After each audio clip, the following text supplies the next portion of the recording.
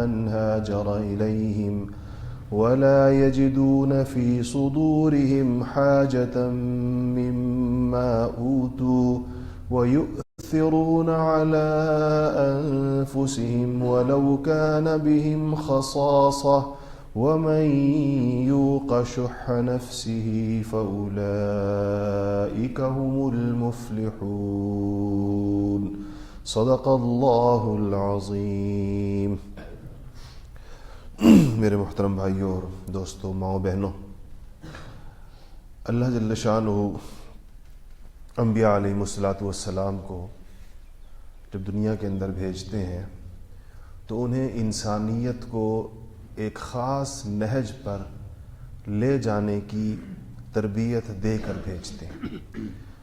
انبیاء علیہ السلام انسانوں پر جو محنت کرتے ہیں، جس کے نتیجے میں دنیا کے سب سے قیمتی انسان وجود کے اندر آتے ہیں، وہ نبیوں کے ہاتھوں کی کمائی ہوتے ہیں۔ وہ جس طرح کوئی مجسمہ ساز ایک مجسمہ بناتا ہے، کوئی تصویر بنانے والا مصور کوئی تصویر بناتا ہے، یا کوئی دھنیں بنانے والا کوئی دھن بناتا ہے، کمپوز کرتا ہے، تو وہ اس کو اپنی اس چیز کے ساتھ ایک خاص قسم کا تعلق ہوتا ہے اور اس کا فن اس کے اندر جھلکتا ہے۔ ایک شاعر جیسے کوئی شعر کہتا ہے، اور اس کے فن کی وجہ سے جن لوگوں کو اس چیز میں ذوق ہوتا ہے وہ اس کو دیکھ کر پہچان جاتے ہیں کہ یہ فلانے کا شاہکار ہے۔ تصویر کو دیکھ کر لوگ مصور کو جان جاتے ہیں۔ جن لوگوں کو مصوری کا ذوق ہوگا، جن لوگوں کو گانے کا ذوق ہوگا، وہ دھن سن کر پہچان جائیں گے کہ یہ فلانے کی ترتیب کردہ دھن معلوم ہوتی ہے اور فلانے کی کمپوزیشن ہے۔ جس کو کسی اور چیز کا ذوق ہوگا تو وہ شعر پڑھ کے، جن لوگوں کو اشعار کا ذوق ہے وہ شعر سن کر بتا دیتے ہیں کہ شاعر کون ہے۔ شعر کے انداز سے اس کے اندر ایک اس کا سٹائل ہوتا ہے ہر ایک کا اپنا، کیونکہ ہر شاہکار کے اندر اس کا جو خالق ہوتا ہے، جو اس کو بنانے والا ہوتا ہے، اس کا فن جھلک رہا ہوتا ہے اور وہ اس کا تعارف بن جاتا ہے۔ انبیاء علیہ السلام نہ تو شعراء ہوتے ہیں، نہ مصور ہوتے ہیں، نہ ہی ان کی اس قسم کی چیزیں وہ بناتے ہیں۔ ان کے شاہکار انسان ہوتے ہیں۔ ان کے تیار کردہ، ان کے تربیت کردہ انسانوں کو دیکھ کر انسانیت سوچتی ہے کہ یہ انسان کس ٹکسال کے اندر تیار ہوئے ہیں، یہ کہاں گھڑے گئے ہیں یہ لوگ۔ ان کے اندر جو اخلاق ہیں، ان کی جو عادات ہیں، ان کی جو پاکیزگی ہے، ان کے جو اطوار ہے، ان کی صداقت اور ان کی امانت ہے، ان کی خیرخواہی اور لوگوں کے ساتھ ان کا ایک حسن سلوک ہے، تو لوگ بہت زیادہ اس پر حیران ہوتے ہیں۔ اللہ جل شانہ نے کتنی بڑی بات ہے کہ ان کی کچھ چیزوں کا تذکرہ قرآن پاک کے اندر ان اخلاق کی تعریف فرمائی ہے۔ اور یہ اصل اس کے اندر بات یہ کہ انبیاء علیہ السلام کی شان تربیت، مثلا نبی جو مزاج بناتے ہیں اس کا ایک بڑا اہم عنصر یہ ہے کہ لوگوں کو خواہشات کی زندگی سے اوپر اٹھ کر زندگی گزارنے کا ڈھنگ اور سلیقہ سکھاتے ہیں۔ جب نبی جس معاشرے میں آتے ہیں وہاں خواہشات کا بازار گرم ہوتا ہے، چاروں طرف ان کے ایک خواہش کی دنیا ہوتی ہے۔ لوگوں نے، جیسا قرآن نے کہا کہ لوگوں نے اپنی خواہشات کو اپنا الہ بنا رکھا ہو، افرأیت من اتخذ الہہ ہواہ، کہ اپنی خواہش کو اپنا خدا بنا رکھا ہے۔ جو خواہش پیدا ہوگی دل کے اندر اس کو پانے کے لیے انسان مچل جائے گا۔ آج کی مغربی تہذیب کو بھی آپ دیکھیں تو خواہش انسانی کو معبودیت کا درجہ دیا ہوا ہے۔ جیسے معبود ہوتا ہے جس کی عبادت کی جاتی ہے، ان کے نزدیک خواہش انسانی اتنی مکرم چیز ہے۔ تو جتنی بھی لغو خواہش پیدا ہو انسان کے دل کے اندر، تو وہ یہ کہتے ہیں، اس کے لیے انہوں نے ایک چھوٹا سا ضابطہ یہ بنایا ہے کہ مثلا اس خواہش کے نتیجے کے اندر کسی دوسرے انسان کو تکلیف نہیں پہنچنی چاہیے، یا وہ ملک کے قانون کے خلاف نہیں ہونی چاہیے جو بنے ہوئے۔ ویسے تو قوانین ان کے بدلتے بھی رہتے ہیں، اسی خواہشات کی روشنی میں ترتیب پاتے رہتے ہیں۔ آپ سنتے رہتے ہیں کہ فلانی خواہش انسانوں کی یا اس کی نفسانیت کی بنیاد کے اوپر یہ قانون بن گیا اور یہ قانون بن گیا، لیکن جب تک قانون نہیں دو مطالبے صرف وہ کرتے ہیں، ایک یہ کہ دوسرے کے لیے باعث تکلیف نہ ہو، اور دوسرا بھی مطالبہ کرتے ہیں کہ جو بھی ملکی قانون ہے وہ اس کے خلاف نہ ہو، تو باقی تمام خواہشات ٹھیک سمجھی جاتی ہیں، اس کے اوپر کوئی قدغن نہیں ہے، کوئی پابندی نہیں ہے۔ انبیاء علیہ السلام کا نظام ایسا نہیں ہوتا۔ وہ لوگوں کو اتنی اونچی قربانیوں کے اوپر تیار کرتے ہیں کہ ان کا تیار کردہ مجمع ان اپنی مرغوبات اور محبوب ترین چیزوں سے بھی دستبردار ہو جاتا ہے جو اس کا حق ہوتی، جیسے کہ جن کا ذکر یہ آیت میں نے آپ کے سامنے پڑھی. اور اس کے اندر جو دو باتیں آخر کے اندر خاص طور پر بتائی گئی ہیں، ایک یہ کہ وَيُؤْثِرُونَ عَلَىٰ أَنفُسِهِمْ وَلَوْ كَانَ بِهِمْ خَصَاصَةٌ، یہ خاص انصار مدینہ کی صفت ہو رہی ہے. اور کہا کہ وہ اپنے اوپر دوسروں کو ترجیح دیتے ہیں چاہے ان پر کتنی ہی تنگ دستی کیوں نہ ہو، چاہے کتنا ان کا ہاتھ تنگ کیوں نہ ہو. یوں تو یہ واقعہ جو ہے سارے ہی انصار نے ایسے معاملات کیے، لیکن یہ واقعہ خاص طور پر حضرت ابو طلحہ الانصاری رضی اللہ تعالیٰ عنہ کے بارے میں بعض مفسرین کا خیال ہے کہ یہ آیات خاص ان کے بارے میں اتری. رسول اللہ صلی اللہ علیہ وسلم کے پاس مہمان آئے اور حضور کے اپنے گھر کا حال تھوڑا سا اونچا کر، حضور کے اپنے گھر کا حال تو آپ کو پتہ ہی ہے کہ ام عائشہ فرماتی ہیں ہمارے ہاں تو چولہا نہیں جلتا تھا، 2-3 مہینے گزر جایا کرتے تھے. تو آپ صلی اللہ علیہ وسلم کی ایک عادت مبارکہ یہ تھی کہ جب مہمان آتے تھے، یعنی لوگ دور دراز سے آتے تھے آپ کے پاس، تو آپ کے اپنے گھروں کے اندر بندہ بھیجتے تھے کہ جاؤ عائشہ سے پوچھو، حفصہ سے پوچھو، صفیہ سے پوچھو، ام کلثوم زینب سے پوچھو اور باقیوں سے پوچھو کہ تمہارے گھر میں کچھ ہے رات کو. اپنی ازواج مطہرات کے گھر پوچھواتے تھے. کئی دفعہ ایسا ہوتا تھا کہ قاصد 8-9 گھروں کے چکر لگا کر واپس آتا تھا اور کہتا کہ یا رسول اللہ آپ کے کسی گھر کے اندر بھی کچھ نہیں. تو آپ پہ فرماتے تھے جس طرح آپ لوگ بیٹھے مسجد کے اندر، عشاء کی نماز ہو چکی، ایسے لوگ بیٹھے ہوتے تھے، تو آپ فرماتے تھے بھائی یہ میرے 2 مہمان ہیں، کون ان کو اپنے گھر لے کے جائے گا جو ان کو سلائے گا بھی صحیح اور رات کا کھانا بھی کھلائے گا. تو حضرات صحابہ میں سے جن کے گھر میں کچھ نہیں ہوتا تھا وہ اپنے سر نیچے کر لیا کرتے تھے، اور جن کے گھروں کے اندر کچھ ہوتا تھا وہ کھڑے ہو جاتے کہ یا رسول اللہ مجھے دے دیں اپنے مہمان. ایسے ہی ایک دن آپ نے اعلان فرمایا کوئی مہمان آئے، آپ کے گھر کے اندر کچھ نہیں تھا، تو آپ نے پوچھا کہ یہ مہمان ہے اور کون ان کو اپنے گھر لے کر جائے گا. تو حضرت ابو طلحہ کھڑے ہو گئے کہ یا رسول اللہ میں لے جاتا ہوں. تو آپ نے کہا ٹھیک ہے لے جاؤ، عشاء کی نماز ہوگی. اپنے گھر لے گئے، جا کے بیوی سے کہا کہ حضور کے مہمان ہیں اور میں لے کر آیا ہوں. تو بیوی نے کہا کہ گھر کے اندر تو اتنا ہی کھانا ہے جو بمشکل میرے تیرے اور بچوں کے لیے پورا ہو، اس سے زیادہ تو ہے نہیں، تو اور کچھ گھر میں چیز بھی کوئی نہیں ہے.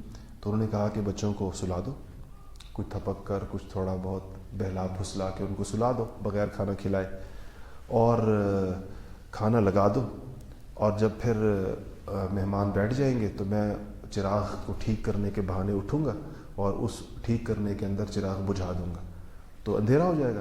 اندھیرے کے اندر میں اور تم خالی منہ چلائیں گے، ان کو یہ تاثر دیں گے ہم بھی ساتھ کھا رہے ہیں، تو مہمان کھانا کھا لیں گے.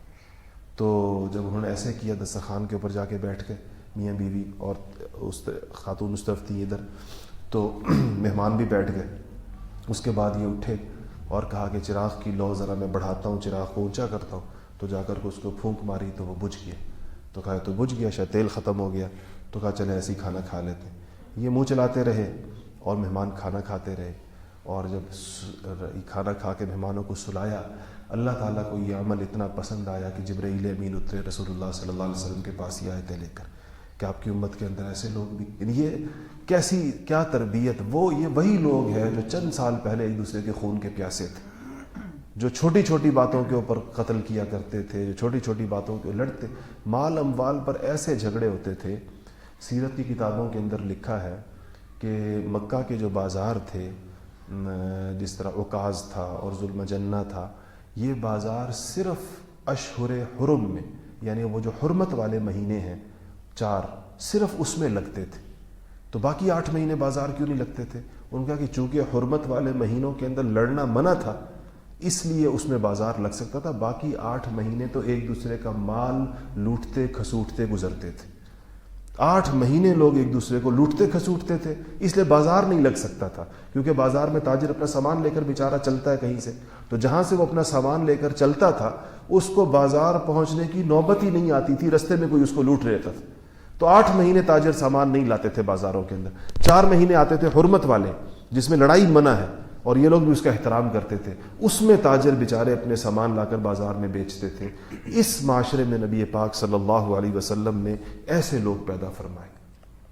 تو انبیاء علیہ السلام ایک جو لوگوں پر محنت کرتے ہیں وہ یہ کہ لوگوں کو اپنی خواہشات سے اوپر اٹھ کر ایک زندگی بسر کرنے کی تلقین کرتے ہیں.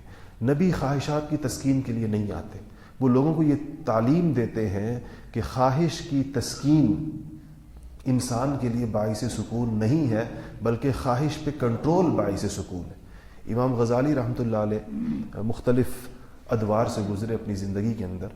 انہوں نے, وہ عالم شروع سے تھے, بہت بڑے عالم تھے, ان کے زمانے میں ایسے تھا کہ علماء جو ہوتے تھے امام غزالی کے دور کے اندر, تو علماء کو ایک غیر معمولی وجاہت حاصل ہوتی تھی, بڑا پروٹوکول ہوتا تھا, کیونکہ یہی دور ہوتا تھا.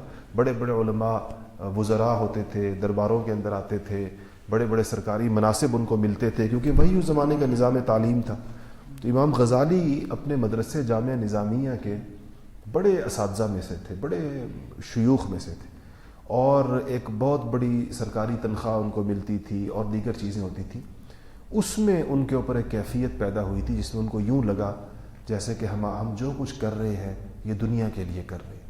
ہمارا علم بھی دنیا کے لیے, ہماری عزت بھی دنیا کے لیے, ہمارے پاس سرکاری مناصب بھی دنیا کے لیے, اور جو ہمارا پروٹوکول ہے سرکاری یہ بھی دنیا کے لیے ہے. تو ان کے اوپر اس کے نتیجے میں کیفیت پیدا ہوئی تھی, اور وہ سب کچھ چھوڑ چھاڑ کر نکل گئے تھے, مجاہدات کی زندگی اختیار کی تھی. اور وہ زمانہ ان کا تقریباً بعض لوگ 10 سال, بعض 12 سال بتاتے ہیں, بڑے کڑے مجاہدات سے وہ گزرے. ان کڑے مجاہدات سے گزرنے کے بعد جب وہ واپس آئے تو وہ پھر وہ غزالی تھے جس کو میں اور آپ جانتے ہیں. اور وہ جو غزالی پہلے گئے تھے ان کو ہم نہیں جانتے, کیونکہ اس زمانے کی ان کی کوئی چیز ہمارے پاس نہیں ہے.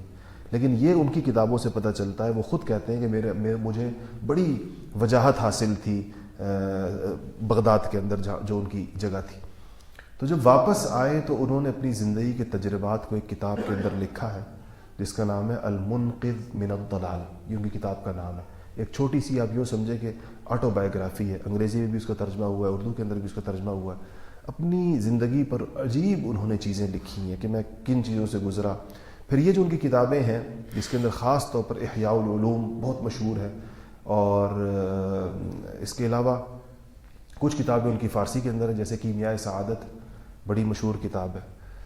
اور یہ کتابیں اتنی کیا کہنا چاہیے مؤثر ہیں دنیا سے بے رغبتی پیدا کرنے میں, کہ اگر انسان اس کو پڑھ لے تو اس کو عجیب و غریب اس کی کیفیت ہو جاتی ہے. ہمارے ایک دوست تھے, ہیں اللہ تعالیٰ ان کی عمر برکت دے, تو وہ جرنیل تھے فوج کے اندر, میجر جنرل. تو مجھ سے ایک دن انہوں نے کہا کہ دعا کرے, میرا پروموشن بورڈ بیٹھ رہا ہے. باقی ان کی صفات صلاحیت ساری پوری وہ تھی کہ شاید میں پروموٹ ہو جاؤں لیفٹیننٹ جنرل کے لیے. تو میں نے کہا کہ ٹھیک ہے. تو وہ کوئی وجہ ہوئی ہے, تو وہ ایک دن آئے تو کہیں پر تو مجھے دعوت دی, اور وہ مجھے پھر بتایا نہیں کہ پروموشن کا کیا ہوا. تو جب میں گیا ان سے ملنے کے لیے, کھانا تھا یا چائے تھا, کسی چیز پر انہوں نے مدعو کیا, تو میں نے دیکھا کہ ان کے کمرے کے اندر امام غزالی کی کیمیائے سعادت رکھی ہوئی. تو میں نے ان سے کہا کہ مجھے لگتا ہے کہ آپ کی پروموشن نہیں ہوئی. تو کہتے ہیں آپ کو کیسے اندازہ ہوا؟ میں نے کہا میں نے کیمیائے سعادت سے اندازہ لگایا. جب انسان دنیا سے بے رغبت ہوتا ہے تو یہ کتابیں پڑھتا ہے, اس کے اندر بہت غیر معمولی طور پر اس کی تاثیر ہے. وہ حیران کہتے ہیں واقعی میں بس سوچ رہا تھا کہ آپ کو یہ بتاؤں کہ وہ نہیں ہو سکی میری. اور یہ جو لوگ اس سے واقف ہیں ان کو پتہ ہے کہ اس مرحلے پر انسان کو شدید صدمہ پہنچتا ہے, خاص طور پر وہ لوگ جن کے بارے میں سب متفق ہوں کہ اس کی ہو جائے گی, ایلیجبل ہر لحاظ, کسی وجہ سے وہ رہ جائے تو اس پہ انسان کو شدید تکلیف پہنچتی ہے. پھر امام غزالی کی کتابوں میں اتنی تاثیر ہے 1000 سال گزرنے کے باوجود کہ آج بھی لوگ اس کو پڑھتے ہیں تو کہتے ہیں ہمیں یہ تسلی ہوتی ہے کہ چلو دنیا ہی کا ایک کام ہے نا, نہیں ہوا, آخرت اصل تو آخرت ہے اور اصل تو قبر ہے. اور اب بھی ان کتابوں کے اندر ان کے ترجموں میں اتنی تاثیر ہے. ظاہر بات ہے ہمارے لوگ تو نہ فارسی والی کتابیں ان کی پڑھ سکتے ہیں نہ عربی والی, تو انگریزی میں پڑھتے ہیں, اردو میں پڑھتے ہیں, لیکن اس کے اندر اتنا زیادہ آپ سوچیں جب وہ یعنی کتابوں میں یہ ہوتا ہے کہ اس کا ترجمہ جب ہو جاتا ہے نا تو سمجھے کہ اس کی آدھی روح نکل جاتی ہے, کیونکہ جس نے خود لکھی ہوتی ہے نا وہ ایک خاص کیفیت اس کے اندر الفاظ کے اندر اس کے شامل ہوتی ہے.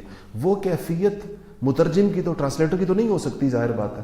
تو وہ کیا اس کے اندر پھر وہ تاثیر بھی اس طرح کی نہیں ہوتی. اس لیے آپ کبھی بھی, ہمیں تو اس کا بہت تجربہ ہوتا ہے, ہمیں کتاب عربی میں بھی پڑھتے ہیں, وہی کتاب ہم اردو میں بھی پڑھتے ہیں, فارسی کتابیں بھی دیکھتے ہیں, وہی کتاب ہم اردو میں بھی دیکھتے ہیں. دونوں کتابوں میں اتنا زمین آسمان کا فرق ہوتا ہے کہ انسان سوچتا ہے کہ یہ اس کی وجہ کیا. تو امام غزالی نے المنقذ من الضلال کے اندر یہ لکھا ہے کہ میں اس نتیجے پر پہنچا ہوں کہ خواہش کی تسکین اگر خواہش پر عمل کر کے کی جائے تو وہ ایک خاص قسم کی مزید طلب اور ہوس پیدا کر دیتی ہے. یہ نہیں ہوتا کہ اس سے انسان کو سکون مل جائے. خواہش پیدا ہوئی اور بندے نے اس کے اوپر عمل کر لیا, اگر فرض کیجئے, تو اس کے نتیجے کے اندر ایک اور اس کے اندر طلب اور بھوک پیدا ہوتی ہے اس خواہش کی مزید. اور انہوں نے کہا ہے کہ اگر انسان اس خواہش کو دبا دے, اس پر عمل نہ کرے, اس کے نتیجے کے اندر وقتی طور پر ایک چھوٹی سی تکلیف کے بعد اس کو غیر معمولی طور پر اس کی تسکین اور سکون محسوس ہوتا ہے. اس بات کو امام غزالی نے اتنے طریقوں سے سمجھایا اور سکھایا ہے اس کے اپنی کتابوں کے اندر کہ لوگ اس فن کو سمجھ لیں کہ سکون خواہشات کی تسکین میں نہیں ہے, خواہشات کو پورا کرنے کے اندر بالکل نہیں ہے. انسان سمجھتا ہے میری خواہش پوری ہوگی تو مجھے سکون مل جائے گا, ایسا نہیں.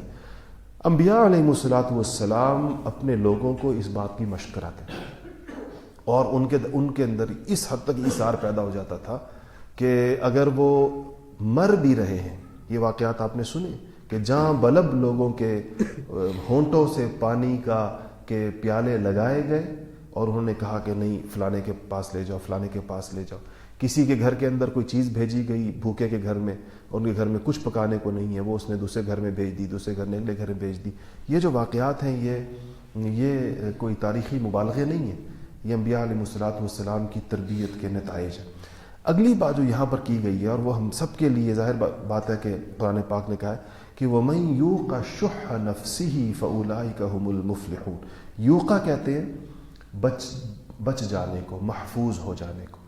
شح نفس ہی کہتے ہیں اپنے نفس کے بخل, کہ جو شخص اپنے نفس کے بخل سے محفوظ ہو گیا, بچا لیا گیا, فَأُولَٰئِکَ هُمُ الْمُفْلِحُونَ. اللہ فرماتے ہیں یہی لوگ کامیاب ہونے والے. نفس کا بخل کس کو کہتے ہیں؟ نفس کے بخل کا مطلب یہ کہ وہ شخص جو ایک ذاتی اور انفرادی اور فقط اپنی زندگی بسر کر رہا ہو, جس میں اس کے پیش نظر فقط اس کا نفس ہو, اس کا نفس اور اس کے تقاضے ہوں, اور وہ اس اپنی زندگی کے اندر اور اپنی چیزوں کے اندر کسی اور کا حصہ کرنے پر آمادہ اور تیار نہ ہو. اس مزاج سے جس انسان کو بچا لیا گیا, فَأُولَٰئِکَ هُمُ الْمُفْلِحُونَ. اللہ فرماتے ہیں کامیاب یہ لوگ ہوں گے. اور یہ حصہ آیت کا اس ذیل میں لائے ہیں, اس کے فوراً بعد لائے ہیں کہ اس سے پہلے والی آیت میں آپ کے سامنے پڑھوں, وَالَّذِينَ تَبَوَّؤُوا الدَّارَ وَالْإِيمَانَ مِنْ قَبْلِهِمْ. یہ ایک مال فی کہتے ہیں, اس کا بیان ہو رہا ہے کن لوگوں کا حق ہے کہ وَالَّذِينَ تَبَوَّؤُوا الدَّارَ وَالْإِيمَانَ مِنْ قَبْلِهِمْ. ان لوگوں کا حق ہے جو پہلے ہی اس جگہ یعنی مدینہ منورہ کے اندر ایمان کے ساتھ مقیم ہے. تو مدینہ میں ایمان کے ساتھ کون مقیم تھا پہلے سے؟ انصار مدینہ تھے. اللہ فرماتے ہیں کہ یحبون من ہاجر الیہم, جو لوگ ان کی جانب ہجرت کر کے آئے ہیں, یحبون یہ ان سے محبت کرتے ہیں. پوری دنیا کے اندر ہجرت کے بعد جو اٹھنے والے سوالات ہوتے ہیں وہ یہ ہوتے ہیں کہ جی ہمارے وسائل تقسیم ہو گئے, ہماری روٹی عادی ہو گئی, ہماری روزگار تقسیم ہو گیا, مہاجرین نے آ کر ہم سے روزگار قبضہ کر لی. یہ باتیں آپ سنتے ہیں نہیں سنتے؟ ہمارے ہاں بھی جب افغان مہاجر آئے تو ہمارے لبرل حلقوں نے ہمیں یہ باتیں کی یا نہیں کی کہ تو ہمارے تو جی کیا کہتے ہیں 30 لاکھ مہاجر ہم کیسے پالیں گے. ابھی ہم ترکی گئے تو ترکی کے اندر بھی کوئی 25 لاکھ سیرینز آئے, مہاجر آئے. تو وہاں پر بھی جو ان کے لبرل حلقے تھے انہوں نے وہاں بڑا شور مچایا ہوا تھا کہ ہماری معیشت کا کیا ہوگا, یہ 2.5 ملین ریفیوجیز کون پالے گا, اور کس کا, یہ تو ہمارا وسائل نہیں ہے, فلانا نہیں ہے, ڈھمکان نہیں. تو اللہ تعالیٰ نے ان کی صفت یہ بیان کی ہے کہ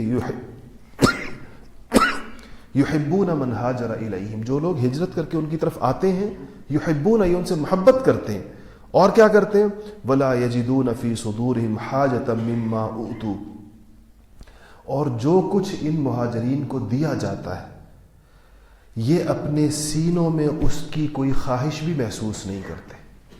ولا یجدون فی صدورہم حاجہ مما اوتوا, جو چیزیں مہاجر کو مل گئیں اس کی کوئی طلب بھی ان کے دل کے اندر نہیں ہوتی کہ کاش اس کی بجائے یہ مجھے مل جاتی، ہم اس کو لینے والے ہوتے اور ہمیں اس پر ملتی۔ اور پھر آگے کہا کہ وَيُؤْثِرُونَ عَلَىٰ أَنفُسِهِمْ وَلَوْ كَانَ بِهِمْ خَصَاصَةٌ، اور چاہے خود کتنے ہی تنگ دست کیوں نہ ہوں لیکن ایثار کرتے ہیں، ان کو دوسرے لوگوں کو اپنے ساتھ اپنے اموال میں شریک کرتے ہیں۔ تو یہ ایثار کا جو مزاج ہر چیز کے اندر، اگر انسان کو اللہ تعالیٰ نے جو کچھ بھی عطا فرمایا ہو، اپنی نعمتوں کے اندر سے بھی، اپنی صلاحیتوں کے اندر سے بھی، اس میں اگر ایثار کا مزاج اس کا بنے کہ وہ دوسروں یہ سوچے کہ اس چیز سے کسی دوسرے کا کیا فائدہ ہو سکتا ہے۔ ایک تو یہ ہے کہ ہر نعمت کے بارے میں انسان یہ سوچے، ہر چیز کے بارے میں یہ سوچے کہ مجھے اس سے کیا فائدہ ہو سکتا ہے، میں اس کو کس طرح زیادہ سے زیادہ استعمال کر سکتا ہوں، اس کے تمام فوائد میں کیسے حاصل کر سکتا ہوں۔ اور ایک یہ کہ اگر اس کو کوئی چیز دی جائے تو وہ یہ سوچے کہ اب اس چیز سے کسی دوسرے کا کیا فائدہ ہو سکتا ہے۔ یہ اتنا دو الگ الگ مزاج ہیں۔ ایک مزاج خالصتاً مادی ہے جو انسانوں کا طبعی اور قدرتی طور پر بنا ہوا ہوتا ہے، اور دوسرا مزاج وہ ہے جو انبیاء علیہ السلام بناتے ہیں۔ تو اللہ جل شانہ نے فرمایا کہ جو لوگ یہ مزاج بنا لیں گے گویا کہ وہ اپنی طبیعت کے بخل سے آزاد کر دیے جائیں گے، اپنی طبیعت کی اسیری سے وہ آزاد ہو جائیں گے، نکل جائیں گے۔ انسان خود اپنے مزاج کا غلام ہوتا ہے، بعض اوقات اپنی طبیعت کا غلام ہوتا ہے، اس سے وہ لوگ نکل جائیں گے۔ تو یہ چیز پیدا کیسے ہوتی ہے انسان کے اندر؟ یہ پیدا ہوتی ہے صحبت سے۔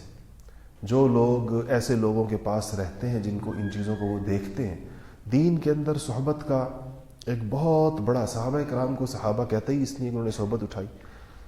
آقا علیہ السلام کو یہ سب کچھ کرتے ہوئے دیکھا تو دیکھیں صحابہ کی تبدیلی ایسے نہیں ہوئی کہ اگلی نسل میں تھوڑی تبدیلی آئی اور اس سے اگلی نسل میں مزید تبدیلی کا آئی اور اس سے اگلی نسل میں مزید آئی۔ یہ کوئی ایسی تبدیلی نہیں تھی، بعین ہی وہی لوگ جو مزاج کی دوسری انتہا کے اوپر تھے انہی کی طبیعتوں کو اللہ جل شانہ نے مکمل طور پہ تبدیل فرمایا۔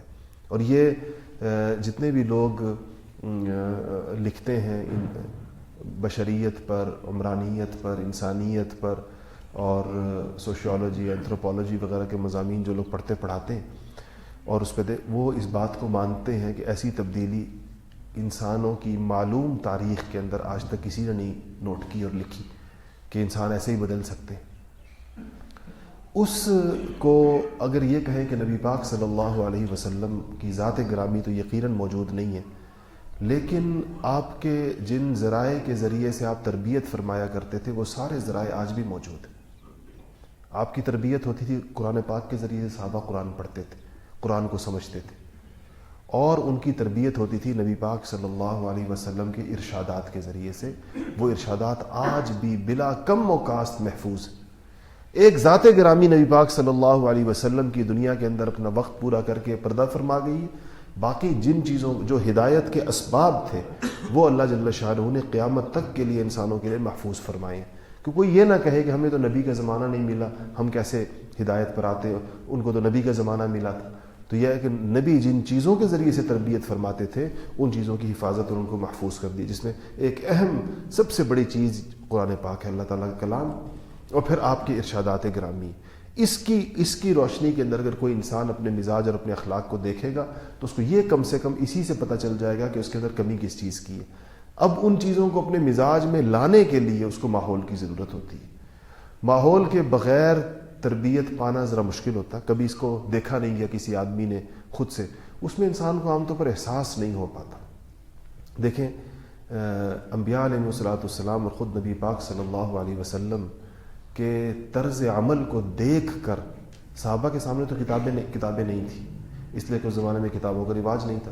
قرآن پاک بھی اس طرح نہیں تھا جس طرح میرے اور آپ کے سامنے، احادیث بھی اس طرح نہیں تھی جس طرح آج میرے اور آپ کے سامنے، لیکن ان کے سامنے نبی پاک صلی اللہ علیہ وسلم کی چلتی پھرتی شخصیت تھی۔ وہ شخصیت ان کے لیے ایک آئینے کی حیثیت رکھتی تھی، وہ اس کے اندر اپنے آپ کو دیکھا کرتے تھے اور اندازہ لگایا کرتے تھے کہ ہم ان سے کن چیزوں کے اندر پیچھے ہیں، کن چیزوں کے اندر ہمارے مزاج کے اندر فرق ہے۔ اس چیز سے آہستہ آہستہ آہستہ آہستہ جتنا زمانہ ان کے ساتھ گزرا تو گویا کہ جیسے کسی کی شبیہ، کسی کی مثیل، کسی کی فوٹو اسٹیٹ تیار ہو جاتی ہے۔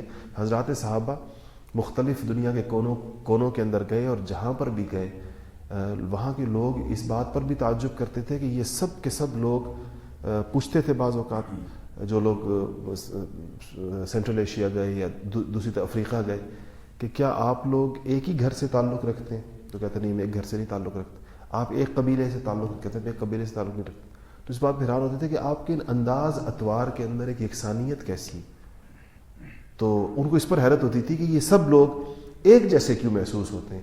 تو ان کو اس پھر پتہ چلتا تھا کہ اچھا یہ کسی ایک ہی شخصیت کے ہاتھ سے تربیت پائے ہوئے لوگ ہیں، اس لیے ان کے مزاج اور ان کے افکار کے اندر ایک یکسانیت نظر آتی ہے. تو انبیاء علیہ السلام کی تعلیمات کو جس کام کے لیے وہ بھیجے جاتے ہیں، یہ ان کی زندگی کے ساتھ خاص نہیں ہوتا، یہ اس سارے زمانے کے اندر اس کی ضرورت ہوتی ہے جتنے ادوار ان کے بعد آتے ہیں. مثلا یہ دور ہے ہمارا اور آپ کا جس کے اندر ہم لوگ ہیں، موجود ہیں، قیامت تک آنے والے باقی سارے کے سارے زمانے ہیں.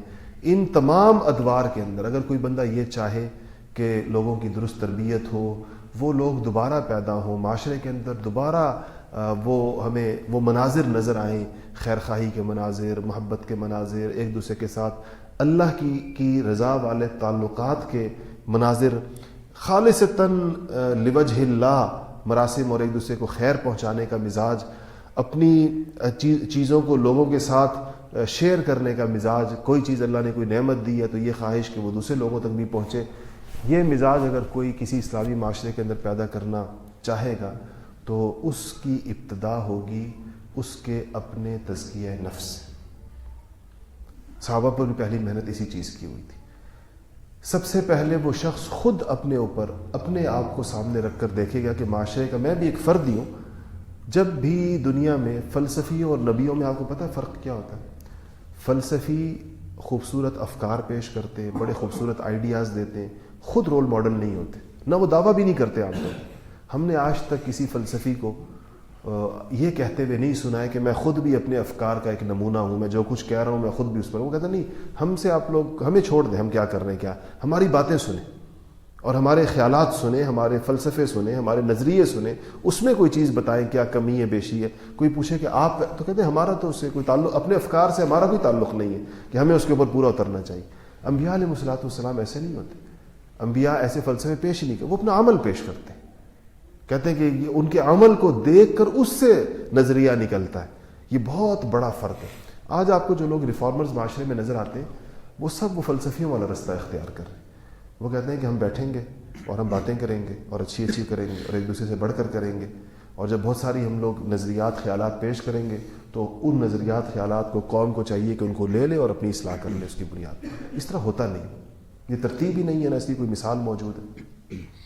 تو اس پہ وہ لوگ چاہیے ہوں گے جو معاشرے کے اندر اس کی عملی مثالیں پیش کریں، جن کو دیکھ کر لوگ کہیں ہاں یہ لوگ تو اسی ان کے اخلاق سے پتہ چلتا ہے اور ان کے کردار سے پتہ چلتا ہے، ان کے معاملات سے پتہ چلتا ہے، ان کے ساتھ رہنے سے پتہ چلتا ہے، دن گزارنے سے پتہ چلتا ہے، رات گزارنے سے پتہ چلتا ہے، ساتھ رہنے سے پتہ چلتا ہے کہ یہ وہ چیزیں ہیں جو یہ لوگ چاہتے ہیں کہ معاشرے کے اندر آئیں.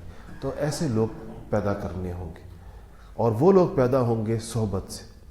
ان لوگوں کو جا کر ایسے لوگوں کے ساتھ رہنا چاہیے، وقت گزارنا چاہیے. ہم لوگ آج کل دیکھیں اپنی پوری زندگی کے اندر ایک خاص روٹین کے اندر چل رہے ہوتے ہیں اور ایک کے بعد ایک دن اس وجہ سے چاہنے کے باوجود ہمارے اندر کوئی بڑی تبدیلی نہیں آتی. کوئی آدمی، مجھے اپنی اس پوری زندگی کے اندر آج تک یہ تجربہ نہیں ہوا کہ کوئی ایسا بندہ ملا ہو جو کہے کہ میں اپنے آپ کو بدلنا نہیں چاہتا، میں جیسا ہوں میں اپنے آپ کو بہت ٹھیک سمجھتا ہوں اور بالکل صحیح. جس بندے سے بھی آپ دیکھیں گے بات کرتا ہے وہ چاہتا ہے کہ میں اپنے آپ کو بدلوں اور میں ایسا رہوں، بنوں اور ایسا بنوں اور ایسا بنوں اور ایسا بنوں. تو وہ ایک صاحب نے مجھ سے پوچھا کہ میری بڑے زمانے سے خواہش ہے کہ میں تہجد پڑھوں. تو بہت میری خواہش ہے، پتہ نہیں کتنے سال بتائے کہ مجھے اتنے سالوں سے میری خواہش ہے. سالوں کی مقدار تو مجھے بھول گئی. میں نے کہا فرض کیجئے آپ کو یہ خواہش کہ جو سال انہوں نے بتائے تھے 5 تھے یا 7 تھے 8 تھے، مجھے بھول گئے. میں نے ان سے کہا کہ جتنے سالوں سے آپ کی یہ خواہش ہے نا، اتنے دن آپ جا کے تہجد گزاروں کے ساتھ گزار لیں. مثلا اگر 7 سال سے آپ خواہش کر رہے ہیں لیکن تہجد نصیب نہیں ہوئی، آپ 7 دن تہجد گزاروں کے ساتھ گزار لیں. اس سے انشاءاللہ آپ کی اس خواہش کے اوپر آپ کو اپنی زندگی میں دیکھ لیں گے کہ آپ کو اس کی عادت پڑتی ہے نہیں پڑتی. یہ طریقہ ہے اصل میں. جس صفت کو آپ حاصل کرنا چاہیں، آپ اگر سچے بننا چاہتے ہیں تو سچوں کے ساتھ ہو جائیں. قرآن نے کہا ہے کونوا مع الصادقین، سچوں کے ساتھ ہو جاؤ. اگر آپ امانت دار بننا چاہتے ہیں، امین لوگ تلاش کریں، ان کے ساتھ وقت گزاریں. اگر آپ شب زندہ دار بننا چاہتے ہیں، شب زندہ داروں کو تلاش کریں. اگر آپ راتوں کو اٹھ کر اللہ کے سامنے رونا چاہتے ہیں تو راتوں کو رونے والے لوگ تلاش کریں، وہ کون ہیں. یہ بیماریوں کی طرح سے بیماری متعدی نہیں، ٹی بی ایک بندے سے دوسرے بندے کو جیسے لگ جاتی ہے، یہ چیزیں ایسے ایک بندے سے دوسرے بندے کو لگتی ہیں. درد اور اضطراب، اگر آپ کہتے ہیں میرے دل کے اندر امت کی تڑپ پیدا ہو تو آپ ان کے ساتھ وقت گزاریں. پرانے زمانے کے اندر نصاب اور سیلیبس اور کریکولم نہیں ہوا کرتا تھا علم کا. علم حاصل کرنے کا ایک طریقہ ہوتا تھا، جا کے علماء کے پاس وقت گزارا جاتا تھا. آپ پرانے تمام ادوار اٹھا لیں، ابتدائی صدیاں، ان میں آپ کہیں پر ڈھونڈ کے دکھائیں کہ اس زمانے کا نصاب کیا تھا. کوئی نصاب نہیں تھا اس زمانے میں. اوقات لوگ لے کر جاتے تھے اور علماء کے پاس زندگی گزارا کرتے تھے. اور وہ بڑی لمبی لمبی، آپ رجال کی کتابیں کہتے ہیں ان کو، جس کے اندر لوگوں کے احوال ہوتے ہیں. آپ اس کے اندر یہ جملے دیکھیں گے کہ لازم صاحبہ 30 سنہ، یا لازم شیخہ یا صاحب شیخہ، کہ اپنے استاد یا اپنے شیخ کے ساتھ اس نے 20 سال گزارے، 30 سال گزارے، 25 سال گزارے، 10 اور 15 سال تو گزارنے والے بہت لوگ ہوا کرتے تھے. پورے کے پورے ان کی طبیعت کے اندر ان کی طرح کے ڈھل جاتے. ایک انسان سے دوسرا انسان وجود کے اندر آتا تھا اور اس سے فائدہ ہوا کرتا تھا. اساتذہ کے حلقے لگتے تھے مسجدوں کے اندر، لیکن اس کے اندر کوئی جو طالب علم آتا تھا اس کو یہ نہیں پتا ہوتا تھا کہ میرا ان کو کوئی کورس آؤٹ لائن دے دی جاتی تھی یا ان کو کوئی لیسن پلان دیا جاتا تھا کہ جی اب وہ جا کر ان کے پاس ان کی صحبت اختیار کرتے تھے. جیسے امام اعظم امام ابو حنیفہ رحمۃ اللہ علیہ، وہ بغداد کے بازار کے اندر کپڑے بیچا کرتے تھے. ان کے استاد تھے حماد ایک دن بازار گئے تو ان سے شاید کپڑا خریدا ہوگا یا ان سے واسطہ پیش آیا ہوگا. ان کو دیکھ کر خدا جانے حماد نے کیا دیکھا، تو ان سے پوچھا تمہارا نام کیا ہے؟ انہوں نے کہا نعمان. تو انہوں نے کہا کہ کیا کرتے ہو؟ میں یہ کپڑے بیچتا ہوں. تو حماد کو شدید دل کے اندر یہ خواہش پیدا ہوئی کہ کاش یہ لڑکا دین پڑھ لے. دعا بھی کی ہوگی واپس آ کر ان کے لیے. اللہ کی شان کے امام ابو حنیفہ اسی طرح ان کے پاس آ گئے، ان کے حلقے کے اندر بیٹھے. خدا جانے کتنا زمانہ ان سے پڑھا اور امام ابو حنیفہ بن گئے. اسی طرح جب وہ پھر انہوں نے خود پڑھانا شروع کیا تو ان کے شاگردوں میں سے سب سے بڑا نام امام اعظم امام ابو حنیفہ کے شاگردوں میں وہ امام ابو یوسف کا ہے، جو قاضی القضات تھے ہارون الرشید کے. تو یہ امام ابو حنیفہ تو مالدارانہ پس منظر سے آئے تھے. امام ابو یوسف بہت غریبانہ پس منظر سے آئے تھے. چھوٹی عمر میں یتیم ہو گئے تھے، بیوہ ان کی ماں تھی، وہ بڑی مشکل سے ان کو پالتی تھی. تو جب یہ امام ابو حنیفہ کی مجلس میں جا کے مسجد کے اندر پڑھنا شروع کر دیا تو ان کی والدہ دروازے پر مسجد کے آ کر زور زور سے بولا کرتی تھیں کہ تم نعمان کی نقل مت کرو، نعمان کے پاس تو مال بہت زیادہ ہے، جب ہی یہ بیٹھ کے مسجد میں پڑھتا رہتا ہے، تمہیں تو کمانا چاہیے. تو امام صاحب کو اللہ نے پیسے دیے تھے. کہتے ہیں اشرفیوں کی ایک چھوٹی سی تھیلی نکال کر مسجد میں جاتے تھے اور ان کی والدہ کو دیتے تھے. کہتے بڑی بھی یہ پیسے لے لو، اور ان کا نام یعقوب تھا، ابو یوسف ان کی کنیت ہے، اور یعقوب کو پڑھنے دو. تو وہ کہتی تھی پڑھنا مطلب اس کا مفہوم یہ ہوتا تھا کہ پڑھنا مالداروں کے چونچلے ہیں. اور آج کل بھی لوگ یہ باتیں کرتے ہیں کہ پڑھائی وڑھائی مالداروں کے چونچلے ہیں، غریب کہاں سے پڑھتا ہے. تو امام صاحب نے ایک دن کہا کہ بی بی اس کو پڑھنے دو، میں اس کو بادشاہ کے ساتھ بیٹھ کے فالودہ کھاتے ہوئے دیکھ لوں. تو وہ بیوی نے کہا شاید وہ استاد بھی شاید کوئی دماغی طور پر توازن ٹھیک نہیں ہے، میرے بیٹے کو دیکھو یتیم کا بچہ، 2 پیسے اس کے پاس نہیں ہے اور یہ اس کو بادشاہ کے ساتھ بٹھا کے فالودہ کھلا رہے. تو پھر جب بیوی پیسے مل جاتے تھے تو بیوی راضی بازی چلی جاتی تھی. جب پیسے ختم ہو جاتے تھے پھر مسجد کے دروازے پہ آ کے شور ڈالتی تھی کہ یعقوب کو کہتی تھی باہر نکلو اور تم جا کے مزدوری کرو اور کچھ کام کرو.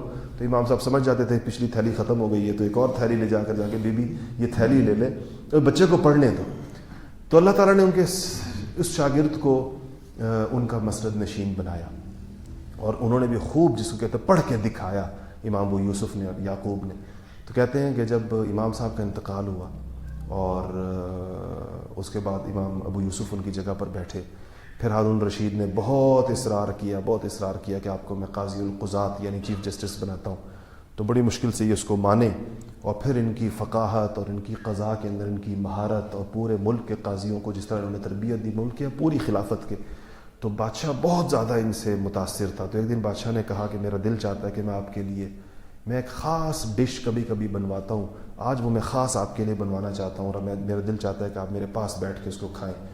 تو ان کو اس نے کہا لائی جائے، اور ان کو اٹھایا اور اپنی تخت کے اوپر بٹھایا، اپنے ساتھ تکیہ لگایا ان کے لیے، اور جب بن کر آئی تو ان کے سامنے رکھا، تو ان کا کیا ہے یہ؟ اس نے کہا کہ یہ فالودہ ہے۔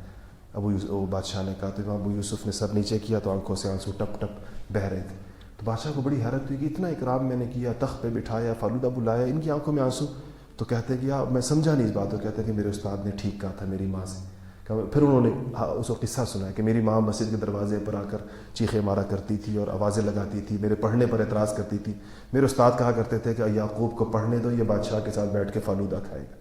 تو کہتے ہیں واقعی اللہ جل شانہ نے اس چیز کو میرے حق کے اندر ایسے طریقے کے ساتھ پورا فرمایا۔ تو یہ جو مزاج بنتا ہے کہ کسی دوسرے کو خیر پہنچانا، ان حضرات کے ذریعے سے یہ علم اللہ نے دیا تھا، اس علم کو کس طریقے کے ساتھ بانٹا کہ اپنے جیسے دوسرے افراد تیار کی۔ جیسے خود تھے، ایک گیا تو پتہ نہیں چلا کہ وہ گیا، اس کی مسند کے اوپر بیٹھنے والے اسی جیسے دوسرے لوگ تیار تھے۔ یہ سلسلہ حضرات صحابہ انبیاء علیہ الصلوۃ والسلام کی تربیت سے شروع ہوتا ہے، اور جب تک زمانے کے اندر خیر باقی رہتی ہے اللہ تعالیٰ اس سلسلے کو جاری رکھتا ہے۔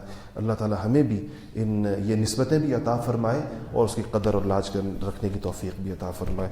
ذکر ہوگا انشاءاللہ۔